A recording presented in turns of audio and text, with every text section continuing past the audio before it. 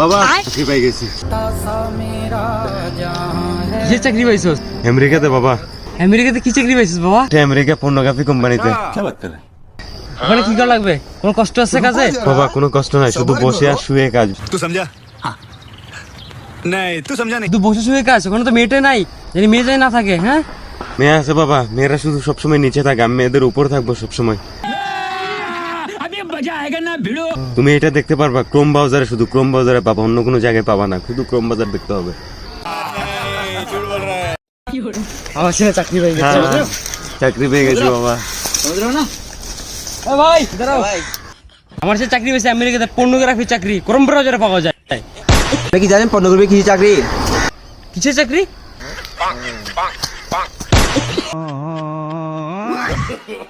No, no, no.